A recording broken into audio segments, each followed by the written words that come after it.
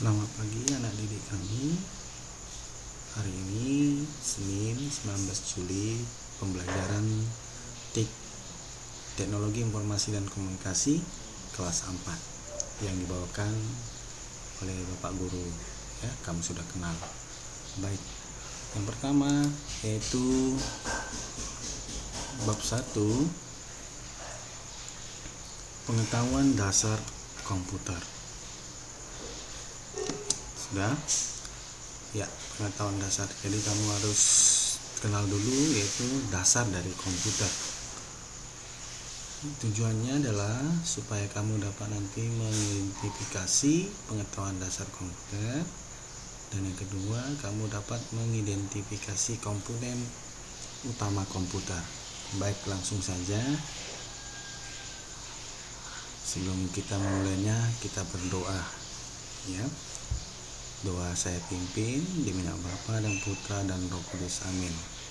Allah Bapa kami, Tuhan Yesus menyiapkan diri dengan sungguh untuk menjalankan tugas perutusan darimu, dan para muridnya juga belajar sebelum mereka diutus ke seluruh dunia.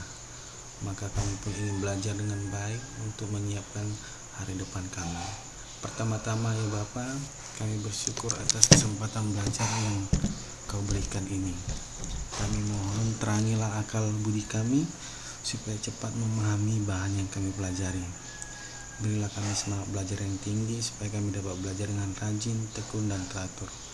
Bantulah kami selama belajar ini memusatkan perhatian hanya pada pelajaran, sehingga tidak mudah terseret oleh godaan-godaan yang dapat melemahkan semangat belajar kami. Bapa, dampingilah kami dalam belajar ini. Amin. Demi nama Bapa dan Putra dan Roh Kudus. Amin. Langsung saja. Ya, pernah kamu menggunakan alat teknologi informasi dan komunikasi atau TIK seperti gambar nanti berikutnya?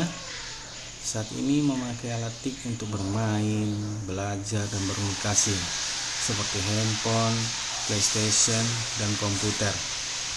Jadi bukan hal yang baru lagi nak ya. Di pelajaran TIK kali ini kita akan lebih banyak mempelajari tentang salah satu aset teknologi, yaitu komputer. Komputer adalah seperangkat alat elektronik yang digunakan untuk menyimpan dan mengolah data. Baik, berupa apakah data itu? Data itu bisa berupa teks, gambar, ataupun suara. Perhatikan gambar di bawah. Jadi ini adalah alat teknologi ya, yang bisa berupa gambar ataupun suara atau berupa teks. Ya, coba kamu sebutkan 4 macam alat apa saja yang sudah cukup disebut komputer.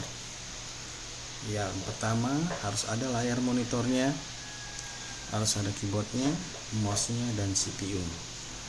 Sudah cukup disebut seperangkat komputer, karena keempat alat tersebut sudah dapat digunakan untuk menyimpan dan mengolah data.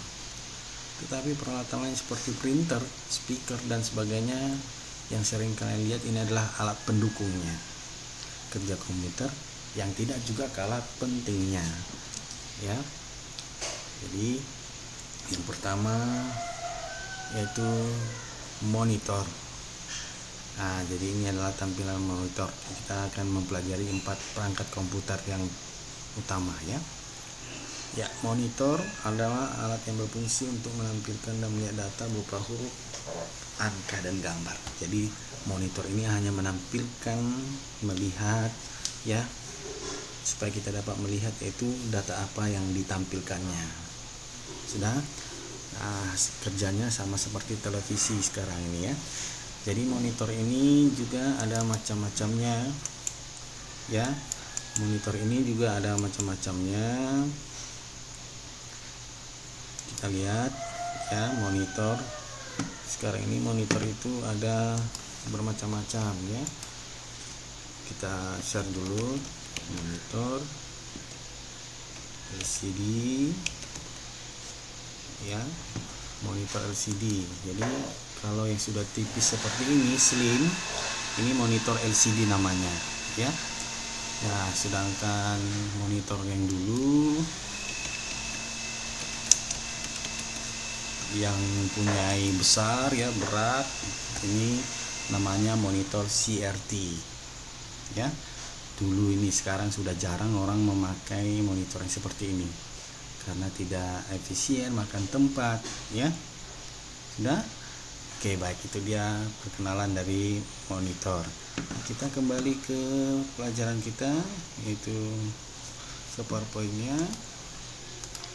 Yang kedua adalah CPU, ya. Central Processing Unit. Alat ini berfungsi untuk mengolah atau memproses data. Jadi di sini adalah otak dari komputer itu di dalam CPU ini, ya.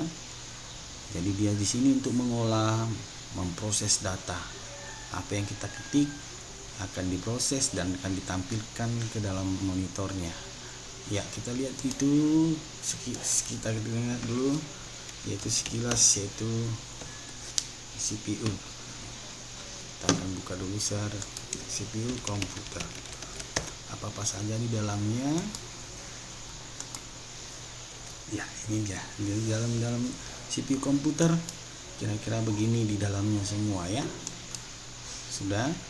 Ya, di sini ada semacam seperangkat, ya, dengan kabel-kabel, dengan ada kipas. Kamu lihat, itulah seperangkat alat untuk memproses datanya.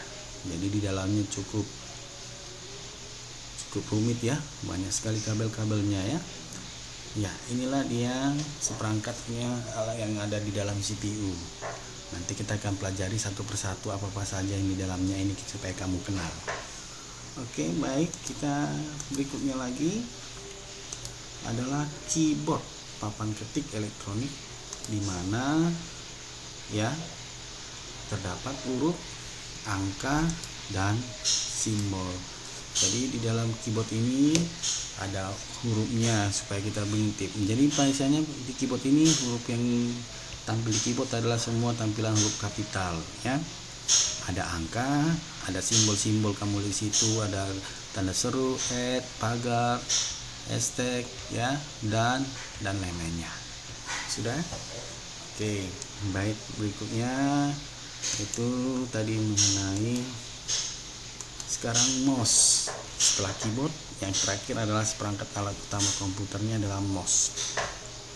Alat ini berfungsi untuk menggerakkan pointer atau anak panah. Ini kamu sudah tahu, ya. Di sini ada kliknya, ada klik kiri, ya. Ada klik kiri, ada klik kanan. Ya, kalau mouse sekarang itu ada lagi roda untuk memutar, ya, scroll barnya untuk memutar, menggulung kalau ada dokumen atau software yang seperti Microsoft Word, Excel untuk melihat ke atas ke bawah. Oke, baik, berikutnya inilah dia 4 perangkat komputer. Tetapi sekarang ini sudah disatukan dan gampang dibawa kemana-mana, ya. Apa itu sebagai pengganti perangkat komputer? Ya, laptop, nah, ya. Jadi laptop sekarang sudah disatukan di situ, yaitu monitornya ada, keyboardnya di situ, mouse-nya juga ada di situ, sudah. Dan di dalam laptop ini CPU-nya ada di dalamnya. Dia sudah berupa mini, sudah berapa minimalis semua, kecil-kecil perangkatnya, sehingga harganya pun lebih mahal dari perangkat komputer PC seperti yang ada di lab kita. Oke, ya, kita lihat lagi komponennya utama komputer. Ya, komputer adalah seperangkat alat yang pintar karena memiliki otak yang dapat menyimpan dan mengolah data. Ia dapat membantu, mempermudah, dan mempercepat pekerjaan manusia. Tetapi sekali lagi, komputer hanyalah seperangkat alat yang tidak dapat bekerja apabila tidak didukung oleh komponen yang lain. Untuk dapat dipergunakan, maka harus terdapat 3 komponen penting. Nah, harus ada 3 komponennya, yaitu apa? Hardware, software, dan firmware. Baik, kita akan lihat satu persatu apa itu hardware. Ya, hardware adalah perangkat keras komputer. Keras, ya. Hardware adalah bagian dari seperangkat komputer yang bisa dilihat dan disentuh, diraba. Contohnya casing, monitor, keyboard, mouse, printer, speaker, gamepad, joystick. Ini dia. Jadi seperangkat hardware itu yang bisa kita pegang, kita sentuh, kita lihat, ya. Tapi gimana itu hardware itu? Kita lihat di sini, ya. Nah, jadi hardware itu, ini dia hardware, ya. Inilah dia perangkat hardware yang bisa dipegang, ya. Ada webcamnya, kamera, speakernya, keyboardnya, printernya, pokoknya perangkat keras. Itu dia hardware. Oke, kita kembali lagi ke PowerPoint-nya, nak. Kita lihat lagi software. Software perangkat lunak komputer. Software adalah bagian penting dari komputer yang tidak dapat disentuh. Tetapi software komputer tidak dapat digunakan, seperti contoh televisi. Bila tidak ada stasiun TV, CTI, Metro TV dan sebagainya, maka hanya bisa akan berupa pasir berisik saja, ya. Contoh dari software antara lain game, Microsoft Word, mengetik, Paint, Excel dan lain-lainnya. Ini dia software. Jadi kita lihat itu software dari Bapak Guru di laptop Bapak Guru ini, ya. Ini dia softwarenya. Ini dia semua software, nak, ya. Yang menempel di monitor ini software. Jadi dia adalah perangkat aplikasi untuk mendukung suatu pekerjaan atau suatu yang bisa kita gunakan. Jadi kita untuk mengisinya itulah yang disebut dengan mendownload, atau yang disebut adalah untuk memasukkan ke dalam perangkat komputernya. Kita harus download dulu, ya, kita harus install dulu. Sudah, sama kayak seperti di dalam handphonenya, Androidnya. Kalau kita mau masukkan aplikasi yang lain, kita harus dari Play Store, kita akan unduh atau kita download dulu. Itu dia. Oke, kita kembali lagi ke PowerPoint-nya, ya. Kemudian brainware. Komputer hanya sebuah alat, nak. Meski memiliki otak, tanpa manusia komputer tidak dapat dipergunakan. Manusia sebagai pengguna komputer disebut brainware. Kita yang memakai komputer atau laptop, kita yang disebut dengan brainware-nya. Jadi ketiga komponen utama komputer ini disebut saling berkaitan karena ketiganya harus bekerja sama untuk memaksimalkan kerja seperangkat alat yang disebut komputer untuk mengolah data dan menyimpan data. Ya, jadi hardware, software, dan brainware ini berkaitan.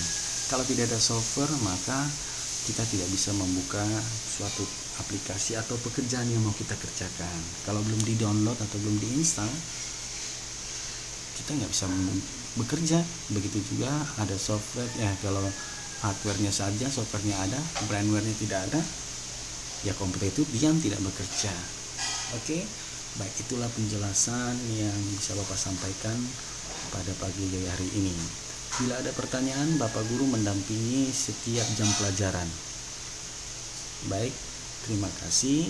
Saya akhiri pertemuan ini. Setelah ini nanti ada tugas, ya. Tugasnya kamu tidak perlu catat ini. Saya akan share ini PowerPoint-nya supaya kamu tidak mencatat.